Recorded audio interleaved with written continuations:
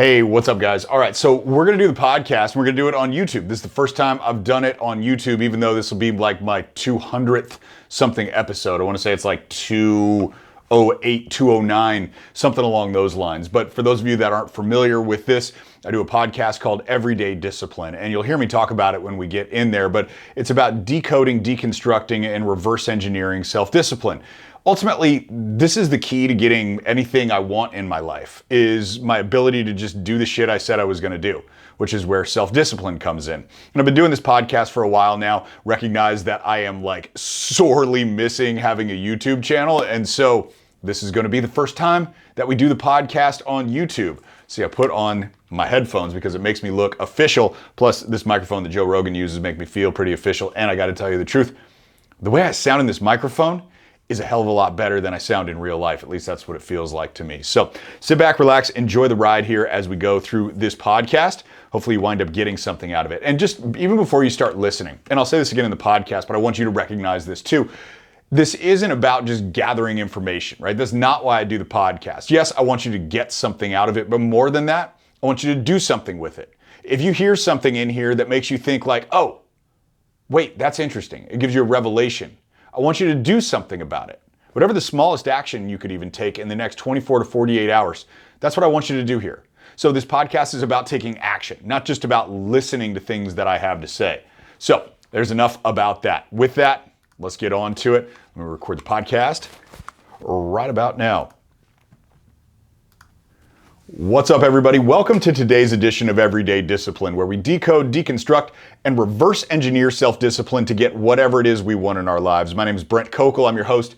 As always, love it when you're here on the show with me, really wherever you are listening to that. That might be on iTunes, Spotify, Stitcher, Pandora, anywhere you get your podcasts. Also now on YouTube. This is the first time that I'm doing this podcast on YouTube. You can find my channel by searching my name over there if you want to see what I look like, and you haven't yet, which is highly unlikely because I push a shitload of ads for different programs to you, and you probably see me in some way, shape, or form. But the purpose of this podcast isn't to sell you anything. That's not what I do. I do enough of that in other places. The purpose of this podcast, the purpose of this channel is just to give you something to work with.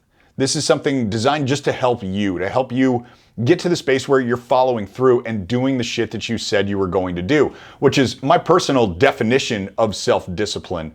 And this podcast is my outlet for that. I recognize that what I do professionally in coaching and mentoring people isn't for everybody. And this is a way that you can get into the universe without having to really get into the universe. So with that, let's get into what I want to talk about today, which is actually my son. So I've got a 7-year-old son, and right now he's in Little League, and he's in the farm version of Little League because they've got farm, they've got rookie, they've got AAA, AA, majors, all this different stuff, right? So he's in the farm league, and what this means essentially is that he's on machine pitch. So they've got those machines that you plug in, and they've got wheels in them, and it spits the ball out, and you can make different miles per hour.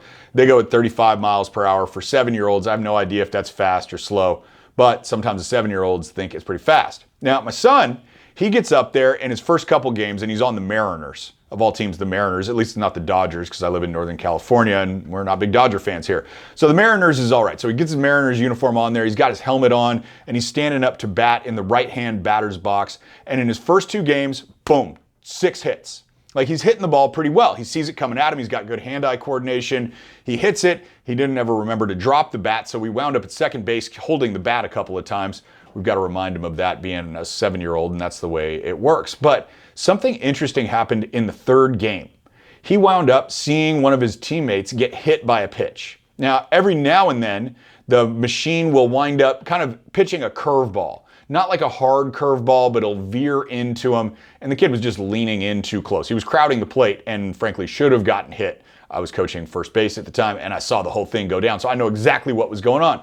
But my son sees this, and he sees this kid get hit by the pitch, and the kid got hit in the pitch by a hand, and he's crying, and he's hurt and shit, and I get it, because getting hit in the hands hurts, especially with a baseball, even if it's only going 35 miles an hour, and it's a softball. But what happened to my son then was he got in his head, big time. He got scared about the ball coming to hit him, because he didn't want to get hurt like he saw that kid get hurt, which I totally understand. And then I asked him after a couple games of him not getting any hits, and he's down on himself and he's walking back into the dugout and pissed off and everything, doesn't want to talk to anybody, doesn't want me to talk to him, make him feel better or anything like that. He just wants to go sit down. And so I said, hey, man, buddy, I call him buddy, like, what are you thinking before you go up to bat? Like, what is it that you're thinking about? What's going through your mind when you go up to bat?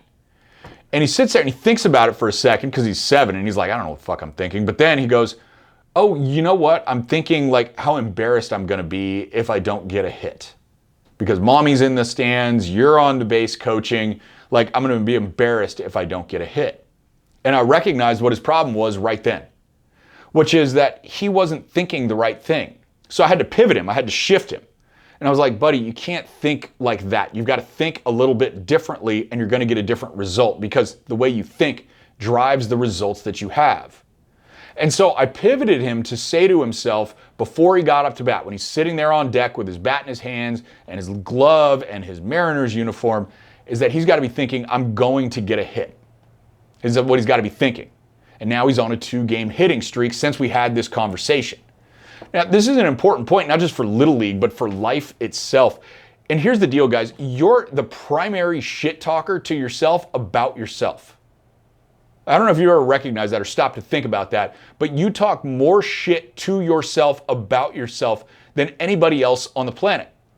This is part of most of the human condition, where we're constantly looking for things that we didn't do right, that we fucked up, that we think say who we are as a person. And so we start talking shit to ourselves about this, just like my son was talking shit to himself about how embarrassed he was going to be if he didn't end up getting a hit.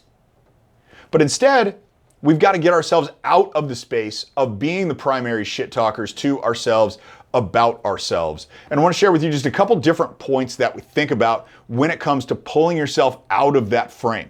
The first one is that the deal is you're using your experiences as a negative frame. Like, all of your life is about experience. Everything that you believe to be true today, everything that you believe to be true about the world, about yourself, and how you operate in it has to do with your experience. The things that you've gone through, the things that have happened to you, the things that you've done well, the things you haven't done well. All of these things you compile and you put into a negative frame when you go in to do something where you're unsure of yourself, you're uncertain. When my son's going up there to bat, he thinks like, okay, I'm going to fuck this one up too because I fucked up the last 8. That's what he's thinking. Instead, he's expecting the future to end up like the past. But what if we didn't think that way? Or rather, what if you did think that way at critical moments in your life? Like, let's say you were thinking that way when you were learning how to walk. Like, let's go back that far. If you used your experiences as a negative frame, you'd still be crawling around on the fucking floor right now. Because you wouldn't recognize all the failure that you had trying to stand up at first and falling over, and then taking a step and then falling on your face, and then taking 2 steps and falling on your face. All of that was teaching you how to walk. But we forget that as adults. Instead, we look at the shit that we don't do well and we think, well, fuck, I can't do that. Game over. Can't figure it out. And we think about it that way.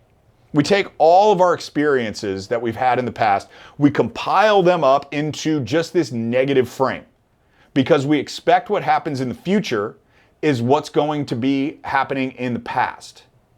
Meaning that whatever happened to us before is clearly what's going to happen in the future. If we make one sales call one day and we get shut down, then that's probably going to happen the next day. Shit, don't want to make that call. If we've been overweight, if we've been in a place where we're not watching what we eat, we think, well, shit, that's probably going to happen again. I might work out, but I'll probably lose 5 pounds and then I'm going to gain the same 5 pounds back and just get frustrated and say, fuck it. This is what we think is going to happen. The second point I want to make about this, where you're the primary shit talker to yourself about yourself, is that you wouldn't tolerate anyone else talking that way about you. You definitely wouldn't tolerate anyone else talking that way to you. Think about the things that you most likely say to yourself about not being good enough at this or not being good enough at that, too fat, too ugly, not smart enough. Like, these are the things that you probably say to yourself. And when you say these things to yourself, if somebody else, like, take yourself outside of that situation for a second, and let's say that somebody else says those same things to you. Too fat, too stupid, not enough. What are you going? You're going to punch them in the fucking mouth is what you're going to do. You're not going to tolerate it. Like at bare minimum, you're going to separate yourself from that person and walk away. So why the fuck do you tolerate you talking to you that way? Why would you tolerate yourself in that situation? Oh, I'm talking shit about myself again. Oh man, I guess that's just what we have to live with. I'm a glutton for punishment. Fuck that. You wouldn't tolerate it from anybody else. Why are you tolerating it from yourself? This simply cannot be something that you're willing to accept from yourself. You've got to shift that frame and only accept the way that you would actually want other people to talk to you. You ever think about that? Talking to yourself the way that you want other people to talk to you. I know we're supposed to treat other people how we want to be treated. We learned that in kindergarten. But what if we talk to ourselves the way we want other people to talk to us? Kind of changes things, doesn't it? You can't talk shit to yourself that way. It wouldn't happen because you wouldn't tolerate it. You'd simply move on. The third piece of this, whatever you focus on expands. I don't know if you've recognized this, but let's say you're driving someplace and you're late and it feels like you're hitting every single red light. You're like, fuck, man, I can't catch a break today. I'm hitting all these red lights. And you think every single one of them is red. Same thing, but if you focused on the green lights that you were hitting, it would feel like you were hitting all green lights. See, whatever you look for, whatever you focus on expands. So if you think you're always going to do this or you're always going to get that result, you will. Now this works in both directions. If you think that you're always going to push through and you're always going to make it and you're always going to win, then guess what? That's exactly what you're going to get. But if you think always that your results are going to be shitty, you're the one that fails, you're the one that's not going to get a hit when you're batting, you're the one that's not going to get the connection when you approach a new person, you're the one who's not going to make the sale, you're the one who's not going to lose the weight, you're the one who's not going to do whatever it is, you're also right with that. So when you put all of these things together and you recognize that when you talk shit to yourself consistently, and you use words like always and never, what you do, you're going to get that result. And then that's going to spiral things out of control because now you're going to talk even more shit to yourself about yourself, and you wouldn't tolerate that from anybody else, so stop fucking doing it. And above all of this, recognize that your experiences from the past, the things that you've done or have not done, are simply stepping stones. They're not anchors. They're not things that need to hold you back. They're things that actually put you in a place that allows you to go further. This is what we're doing all the time. Nobody's 100% perfect. Nobody goes from peak to peak to peak to peak to peak, even though that's what they want to do. That's not how it works. There are peaks and valleys every single place that you go. You've got to recognize that this shit is supposed to be hard. Like when you're trying to get something that you don't have, it's supposed to be hard. If it was easy, you'd have it. And if all it took was wanting it, then everybody would be fit, rich, and in great relationships, but they're not. So wanting it is not enough. It takes a lot of different things, and this positive self-talk is just one of them. Shit, even getting out of the negative self-talk is one of them. We haven't even really talked about positive self-talk, but this is about just getting out of the negative. Even if you just get back to zero, right? Forget about the positive self-talk for a second. And what if you just got out of zero, like back to zero, from this place where you're talking shit? How much better off do you think you would be? I know the answer to that. And I think you know the answer to that too. It's just time to get back to zero. So that's essentially the show for the day, guys. Like, here's the deal. If you got something out of this, what I want you to do is I want you to do something about it. What's the simplest thing you could do in the next 24 to 48 hours that would help improve where you are right now in terms of your follow through, your execution, simply your ability to win? What are the things that you could do in the next 24 to 48 hours? The simplest thing that you can do based off of what you've heard on this show today. And that's what I want you to do. You don't need to tell anybody about it. You don't need to go like fly a flag, banner, and share it. Be like, holy shit, I listened to this podcast. That's not what I'm here for. What I'm here for is to get people to move, to do the work that they know they need to do. Because it's not about a new skill. It's not about like, oh, I need to learn marketing. I need to learn sales. I need to learn more about my diet. I need to learn more about workouts. I need to learn more about God. I need to learn more about meditation. I need to learn more. I'm going to have you consider that as just about doing more of the shit you already know you need to do. And that's exactly what I want you to do coming out of this episode. So that is the full show for the day, guys. I am going to do my job and I am going to come back next time.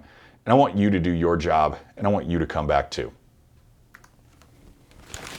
So there you go. There's a podcast. Sometimes they run longer than that. Sometimes they run shorter than that. It's really until I make the point that I need to make for that day.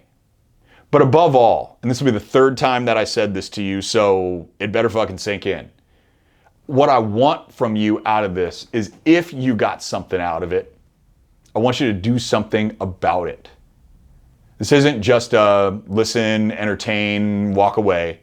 This is a do something about it. This is about results. It's about your results specifically. So this is the first time I did this on this channel because I recognized, yep, I need to make a channel. I'm going to do a bunch of different videos. I'll do the podcast. Really, the purpose of this thing is designed to give you value. So I hope you got some today, and I'll see you guys in the next video.